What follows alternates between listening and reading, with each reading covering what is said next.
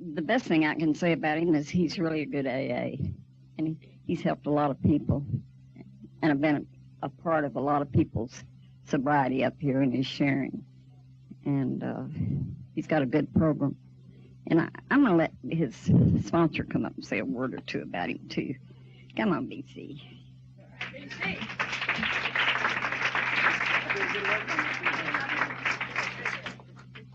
I'm B.C. Miller, I'm an alcoholic and drug addict. And because this program works, I haven't found it necessary to take a drink or do any drugs since May of 1984. For that, I'm truly grateful. And I'm sure Stevie's got plenty to say, and anything that I would say would probably be, knowing me, to be self-serving, so I'm going to let Stevie go right now.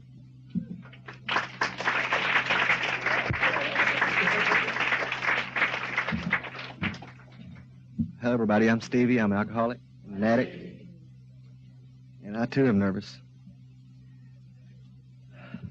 I've been sober today by the grace of God, and that's the only way I know of.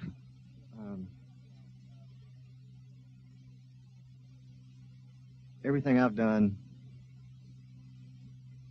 got me here. I know that a lot of what got me here was also the grace of God, because I couldn't have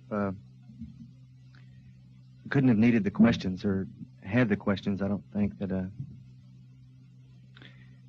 I try to find out the answers to these days without the grace of God.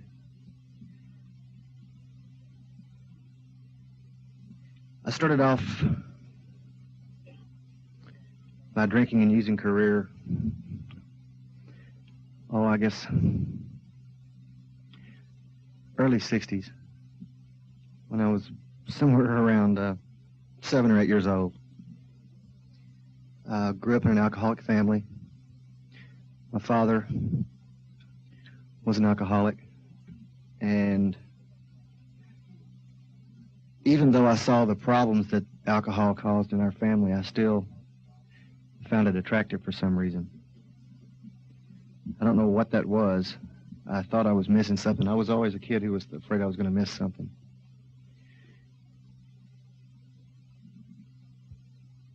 Somewhere along the line, I started trying to find out why my father would go back and continue to drink, even though every time he did, I saw what happened, which was big fights, violence.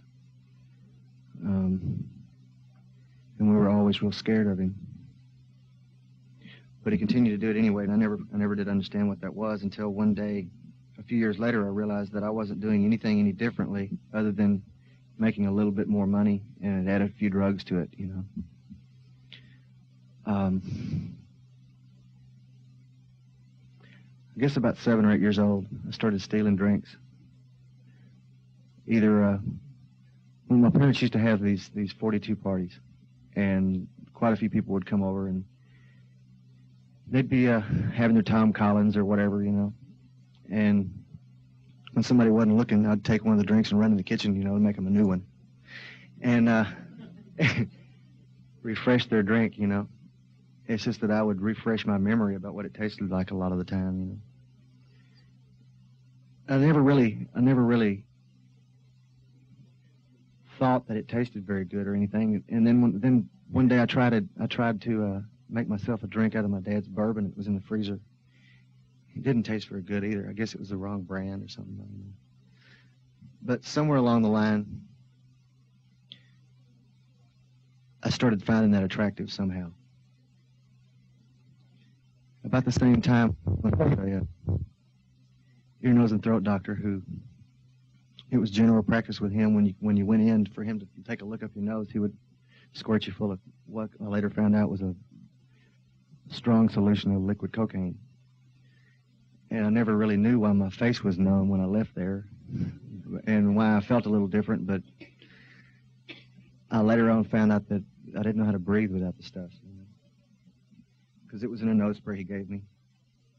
The first bottle said use, once every 24 hours. The second bottle said use 2 or 3 sprays every 12 hours, and the next one said use as needed. And I did.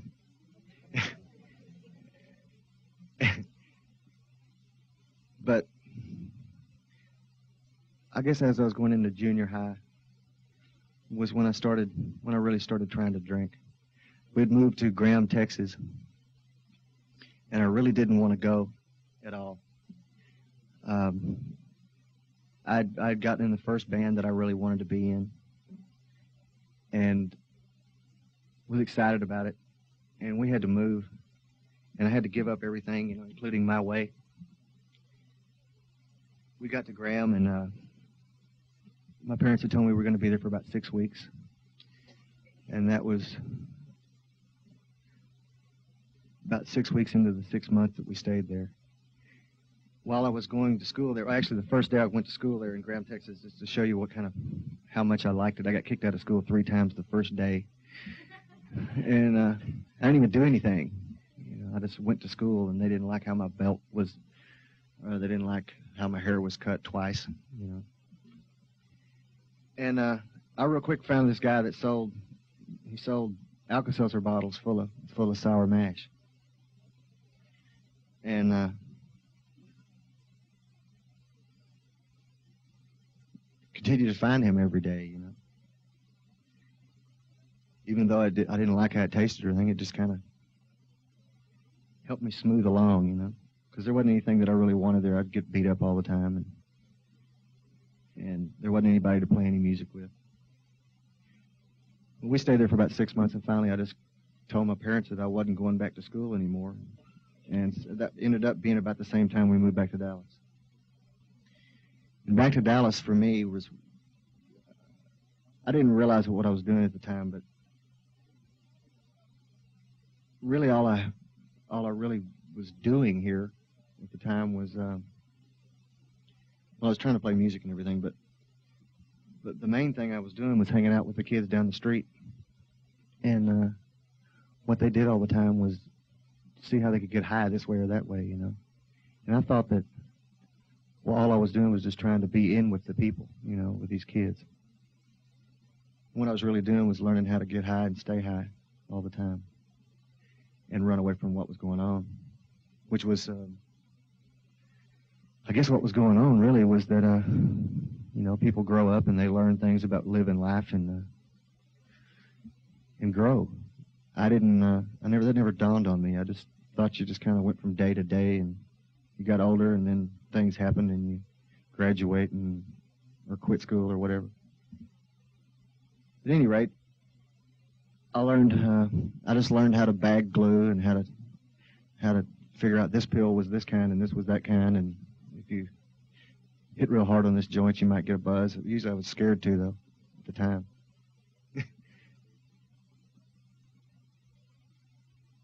The thing was, that was the only thing I knew how to do.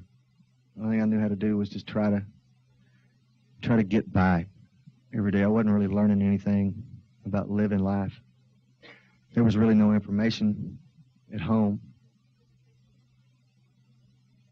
Because I couldn't, it was pretty violent in my house. I couldn't go and ask my dad about things. I couldn't go ask my dad about school or about girls or about anything, because it was pretty much you're supposed to know that stuff on your own. Or just leave me alone. Is that your stuff? Get it out of the room, So I just continued to try to find out things from the kids down the street, and that wasn't the way to really go. I didn't know that.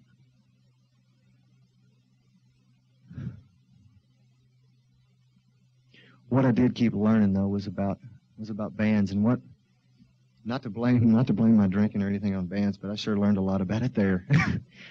Because that was, and still is, unfortunately, in a lot of places, that's where a lot of the myth about it's real neat to get high, or real cool to get high. That's where I learned a lot of it. Because a lot of the people I really looked up to really knew how to drink and really knew how to get high. And along with every time I would get in a better band, it seemed like there were better drugs. And better brand of a gin or whatever,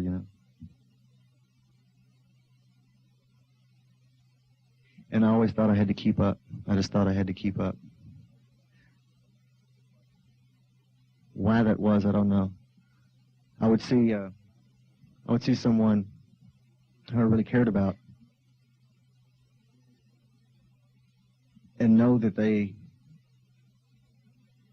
this is a pattern that's gone on most of my life, and I still don't understand why it's attractive to me, or has been. I would see someone who I really cared and loved, cared for and loved, and that they couldn't do anything unless they were shooting something. And I would see that it would be literally killing them, and that would be a good reason for me to try it. I don't know. I don't understand that. That's a pattern that I developed. I saw it with my father. I saw it with very close friends, and I've seen it with people who are no longer alive, I'm glad to say that I'm not doing that anymore. Because there was a stage in my life where I got to experimenting. Not like I thought experimenting was in the first place, but what happens to you if you do this much? There was a time in my life when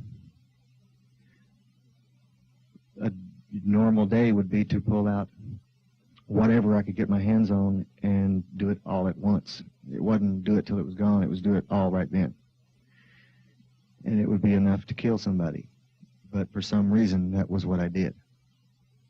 And I would sit there and go, well, this is what happens, and stay alive somehow. And I got it in my head that was I don't know, somewhere along the line I got this verse, or it's not even a verse, it's just something in the Bible where in the last days people will be trying to kill themselves and can't.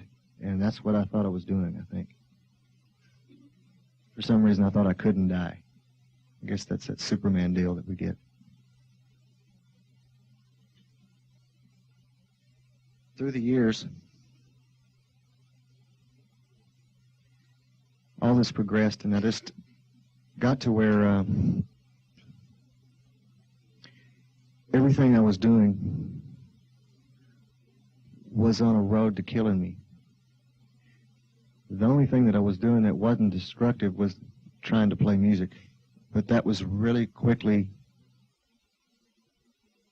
everything else. I still cared about someday finding something that meant something to me inside and with another person or with other people. I still cared about growing somehow. But bit by bit, all of that was going somewhere in the past where I couldn't reach it anymore. It was like something that I couldn't reach anymore, something that I just could dream about.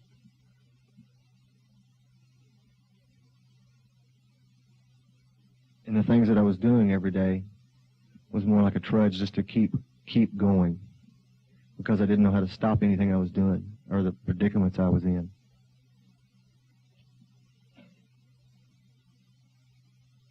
Then one day, about close to 3.5 years ago, I started realizing that I could not live on the way I was going, but I could not stop either. I didn't know how to stop, and I knew that I couldn't keep going. That was a real strange place to be for me, because I literally could not imagine the next day without a big bag of dope and several bottles of whiskey.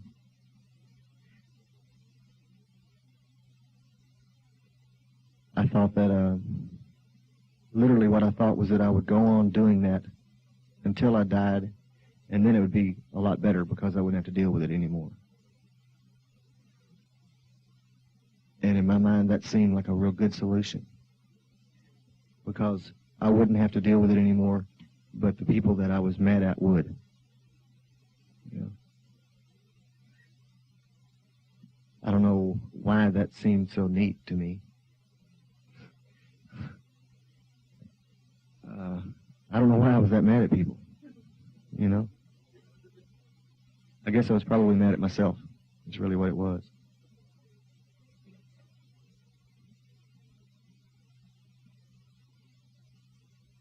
Because to be honest, at the time, I thought those people were really trying to get revenge on me or whatever, and that's why they did the things that they were doing. And really, the truth of the matter was that I was just trying to get revenge on people that I couldn't understand, you know.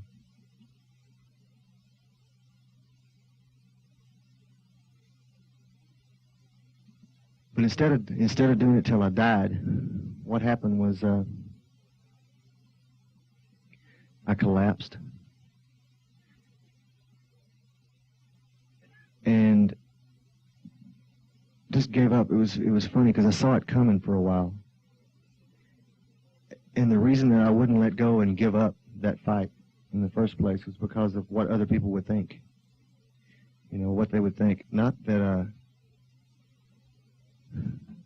they would find out that I was getting loaded, or not that they would find out how bad off I'd gotten, but that they would think that I was weak because I gave up. And it took a lot to find out that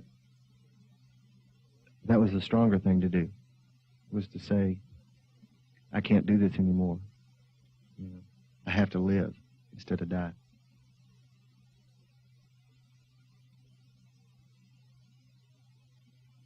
So I woke up. I got up and went to a friend of mine's hotel room and sat there shaking and said, you know, this is what's going on. And they called me an ambulance.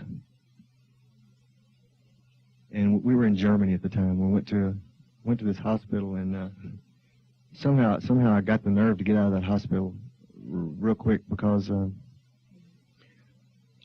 I thought it was kind of strange. They kept asking me questions and then ignored me when I answered them, you know. And then it dawned on me that they were speaking German. And no wonder they weren't listening, you know.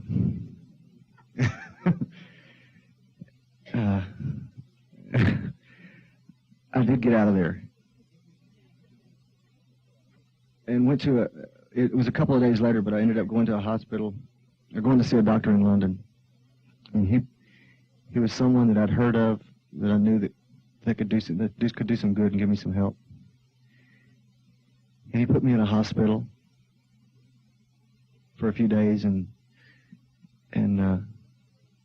just kind of looked out after me for a little bit while he basically detoxed me. I said basically detoxed me because the guy didn't have that conventional of an idea of detox. It was if I really needed a drink, I could have one. If I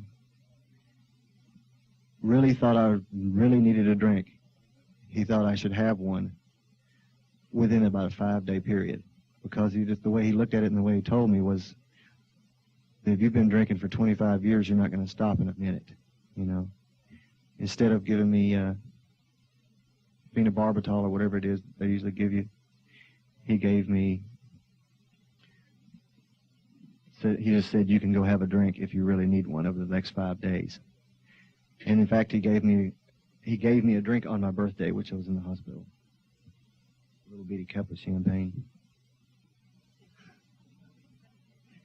What really happened after that was I got out of the hospital and we flew back to the States to go to treatment, and I tried to get drunk on the plane. It didn't work. It didn't work. And what I'd done was this was pretty funny to me. I went to my mother. She'd come over to see me in the hospital. I called her up and said, I called her and my girlfriend and said, look, I'm in the hospital. This is what's going on. They both were there the next day. And I'm real grateful for that. It means a lot to me. We were on our way back over to the States. And I was sitting there next to my mother, and I didn't have any money, so I borrowed $20 to go buy some cigarettes on the plane. And she knew there was no machine, you know. I went and tried to find out how many Crown Royals I could get, you know. And there's never enough. I learned that a long time ago. There's never enough dope and there's never enough to drink. There's either too much or not enough. You know, there's never just enough. But I went and tried anyway. And went back and I felt guilty already. I'm real good at the guilt. You know, I went straight back to the seat, sat down next to her. You know, and like, this is not what I did, you know, and I kind of knew that, you know.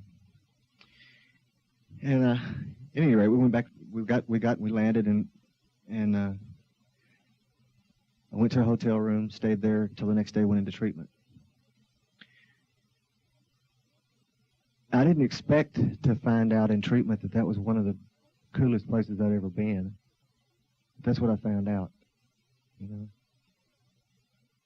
It wasn't what I thought it was going to be at all. I went through the regular stuff, you know, what if they find out I'm here, or whose day, and, you know, and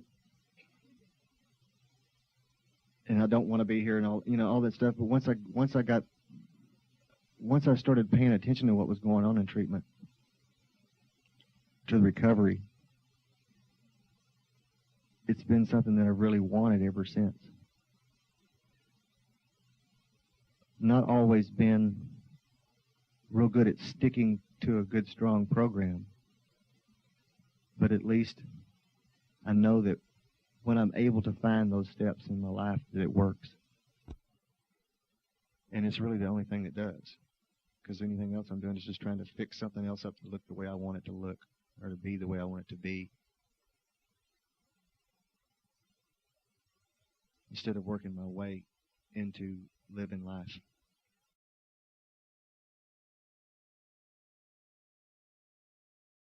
But what I found in treatment was the same thing that I find in a meeting when I'm in the right place, in my heart at a meeting, and that's a bunch of people trying to help each other live life and grow in it.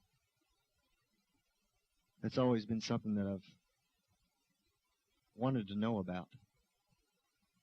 And it's always been something that I've wanted to do. It's not always been something that I've done. Sometimes I don't even know what grow means. But it's something that I find every once in a while. I find growth.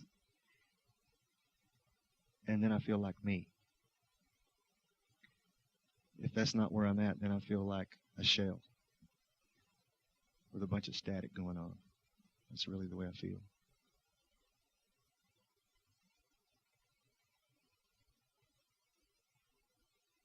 I don't know, in the program of AA, I found the only real lasting happiness that I've ever had. And it lasts whether I can really reach it or not. I don't know if that makes sense to you or not, but I know that it's there even though I can't always feel it. Because I know it's not out of something that I've made or bought or conned somebody out of. It's something that's bound to be real.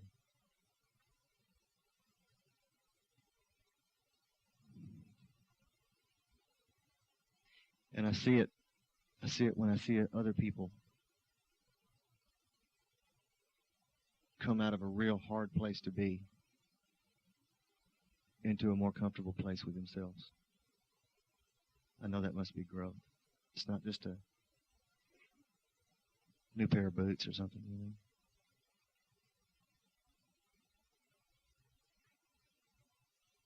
I don't know, the hardest things that I've learned so far, I guess, are probably letting go of my own way, getting my own way, other people acting the way that I think they should act, or looking the way that I think they should look. I'm not out of that yet. It's just, that's my way, you know. My way is not the right way necessarily at all. And it's hard to admit that. It's hard to admit that I don't know it all. That's what I used to think. I used to think that if it wasn't done my way, that it was completely wrong and it couldn't be anything close to right because you just didn't know.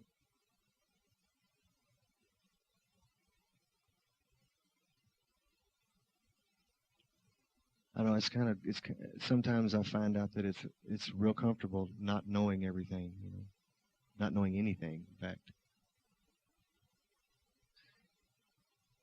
It's funny, I'm real uncomfortable saying that right now, but that's the truth.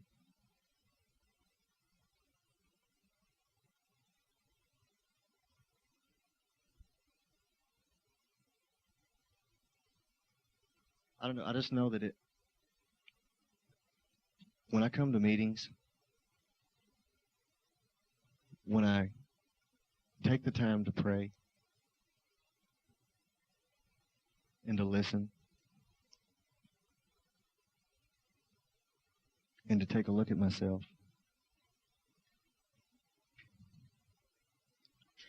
and try to change, that I grow. And when I try to offer that to someone else, I feel better, and that I don't have any need to drink or to take any drugs. And if that's what this program does, if that's all it does, then it's helped me a whole lot, because that's all I used to know, was drinking and using drugs. It's really all I knew.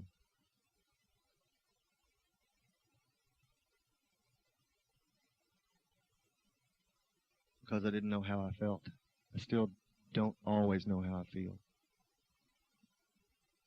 A lot of times I still find myself confused about what I think and what I feel. I don't know the difference very often.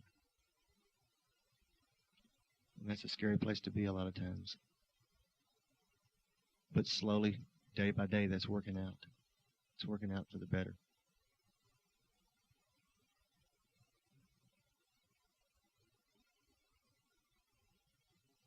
It's been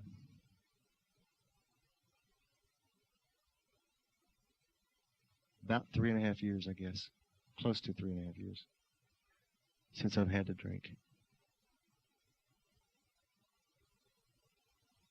And it struck me New Year's Eve that to go and do what I had to do New Year's Eve was a lot different this year than I'd noticed it being in the past. A couple of years ago, it was like this. Last year, it was kind of a daze. I was sick, but it was kind of a daze. This year, I was actually happy to be alive, and noticed that I didn't have to be high to be up till 5 in the morning or whatever it was, and that I could look out and realize that I'm starting a new year with new things to try to do, new things to try to care about. And one of them was me, and one of them was y'all, and what I do with my life, and commitments. Commitments has been another thing that I've never been very good at in my life. Well, I could get caught up in something real good, I could get caught up in the mirror combing my hair, or whatever. But commitments have not been something that I've been very good at, because I was more scared of making a commitment than I was following it through.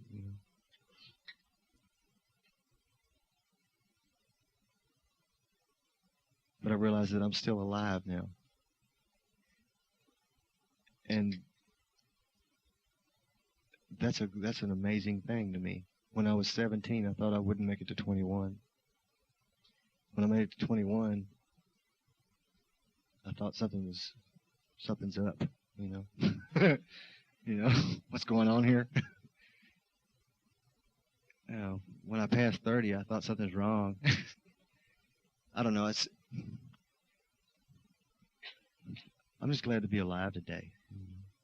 Glad to be alive today.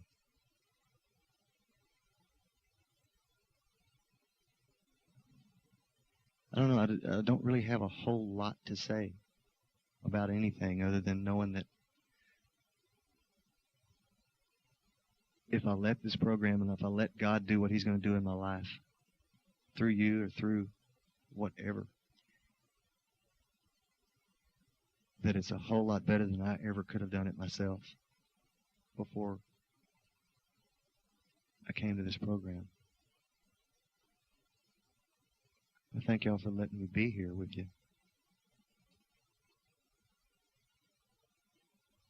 Whether I know what to say about it or not, it means a lot to me. And I thank you, okay?